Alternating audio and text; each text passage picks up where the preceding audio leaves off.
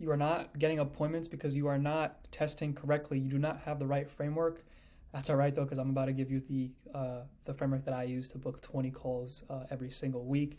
And just to show you some proof, here was the calendar for February. As you can see, just loads of calls being absolutely booked. So we actually turned off campaigns, so that's why there's no calls booked on that calendar. But anyways, I'm going to show you the exact framework on how you can actually get these amounts of appointments. Important notes: prepare to be a scientist. Cold outbound is all about testing until something works. Guys, most agency owners cannot book calls because they simply do not test enough. You have to test at minimum 10 campaigns with 50 variants each at minimum to even find something that works at minimum. All right. So you need to remember that the goal is to book calls and to oversee a lot of campaigns. So you really have to be on top of things. This is if you're running a lead generation agency. If you're doing cold outbound just for your marketing agency, well, you don't have to worry about that. So I'm going to show you what KPIs I like to look at and what KPIs I shoot for. So deliverability at least 65%. Now I do not turn on open rates. Open rates actually decrease deliverability. So how I like to diagnose my deliverability is check the reply rates. If the reply rate, the overall reply rates of the cold email campaign is if it's above or at 3%, then we are landing safely in the inbox at least 60 to 70% of the time. That's all right. Positive reply rate minimum is 1%, upwards to 2%. Really shoot for 2% positive reply rate. So the conversion from a positive reply to a booked call ratio should be 30%. So when a prospect says they're interested, let's say 10 prospects say they're interested, 3 of them needs to at least get booked in. Okay, so that's the minimum. So again, with the deliverability, I have some tools and resources here that you can run weekly deliverability test. You can use Mail Tester or Collect apps. Just make sure you're not listed on any blacklists other than Sorbs, and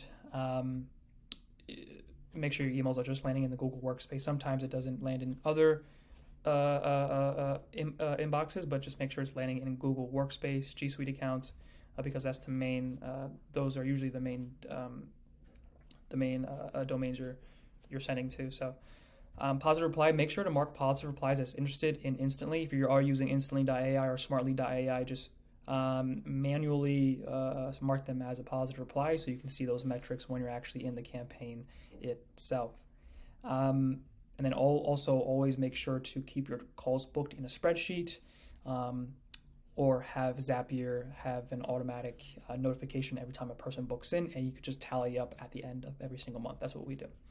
So things to keep in mind when testing. This is where the exciting stuff comes into play. So when you're testing, guys, test one variable at a time, and this is called ceteris paribus. We're only testing one thing at a time, and we're not changing anything else. Okay, so most responses will come from the first 2 emails. Actually, to go back to the test one variable at a time, what I would do here is, all you have to do is just change one thing. Change the CTA, change the subject line, change the offering, even change the PS perhaps, but make sure you only change one thing throughout all variants inside your campaign, okay? Again, reply rates only matter to see if you're landing in the inbox, if deliverability is okay. Other than that, reply rates don't matter, guys. If you see people flexing reply rates, it's a dud. It's really a dud metric, right? So only 2 things really matter in your cold email campaigns. It's positive replies and cash collected ultimately, right? Cash collected above everything else from your outbound campaigns, okay?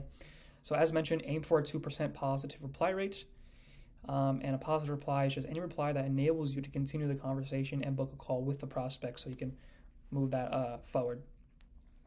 If you do have SDRs or inbox managers, make sure they know how to respond because they could literally kill your campaigns. We have some inbox managers that take, they send paragraphs to these interested prospects, and the prospect drops off because nobody wants to read a paragraph. Just send them a Calendly link and get them on a discovery call, right? That's the most important thing. Every morning in your email sending software, check the performance of your campaigns, and if none is performing at least 2% positive reply rate, write one new campaign or write one new script every single day until you have a 2% positive reply rate. And what this looks like is you are writing a script either on new angles or new offers or new strategies, right? So if you're not at 2% positive reply rate, keep testing until you do, and write a minimum of one campaign per day. Now, one campaign means 10 variants, 10 different pieces of copy, okay? So when you're first running your campaign, it's the first campaign ever, don't expect it to be successful straight out of the gate, right? Don't get concerned because this is just marketing, guys, right? So these things can take time, and it takes constant iteration to find something that works. As mentioned, the goal of marketing is to test. This means naturally every campaign will not work, but the quicker we test campaigns, the quicker you will find something that is going to work. Okay, so also keep in mind the feedback loops that you are in with your outbound campaigns, right? With outbound, it's really a scientific process. So the shorter that we can make it the feedback loops, the quicker results that we're going to get. So this right here is literally the scientific method, right? Just look up the scientific method. This is the same exact thing. Just apply that thing. Just apply the scientific method to your outbound campaigns, and you will find success.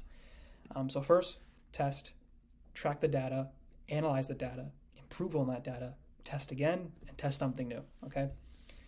Now, since we got the foundations out the way, I'm going to show you exactly how to test, right? Because I know I mentioned one campaign equals 10 variants, 10 pieces of copy. I'm going to show you exactly what that looks like as well. So how to test. Create 10 campaigns where everything stays the same apart from the promise or your offer or your guarantee. The subject line, introduction, case study, call to action, and PS stays exactly the same, right? Remember, ceteris paribus. Literally write that down on your wall, on your whiteboard, on a sticky note, ceteris paribus. So change just the promise or the offer. This is how we test the best offer to go to market with. We just constantly shuffle offers and angles and see which one works. So once you have that script written, once you have those scripts written, launch those campaigns with 250 prospects and look for the one or two promises that have the best positive responses. So you're in the total campaign, you're sending to 2,500 prospects, but each variant gets 250. So when you reach 2.5K, look at your variants and see which one yielded the best positive responses, and then build off of that. Okay.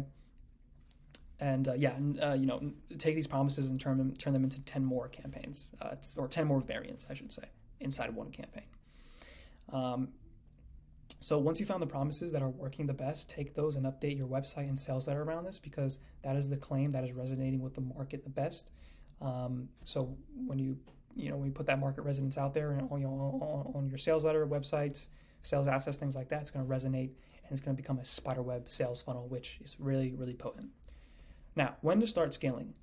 Just because you found above a 2% positive response rate does not mean to instantly scale, okay? What you're going to do is add fresh leads to the winning campaign, because obviously you still want to have calls booked on your calendar while you're testing new variants and angles in the background. So, if something's not broken, don't fix it, right? So then take the winning script and create 5 to 10 new split tests of that campaign, just changing one thing. Now, that one thing, it could be the CTA, it could be subject line, it could be the phrasing, it could be the off, the PSC, the PS for the guarantee, okay? So launch those campaigns with the same number of leads across each campaign, and let the first 2 emails send in each campaign, and then review the results of the split test and see if any of the variants outperformed the first test that you did with that winning script, okay? So continue to do this until you stop seeing improvements in campaigns. Literally keep doing this until you cannot see a heightened percentage in your positive response rate, in your positive response rate. Literally keep testing until you see no improvements. Once you found a campaign that is continually winning and outperforming others, then you can scale that campaign, right? So in summary, guys, what is the framework here? The framework is all about testing. And just testing one variable at a time and having one campaign with 10 different variants inside it and seeing which variant yields you the best results. I'm actually going to show you exactly what that looks like.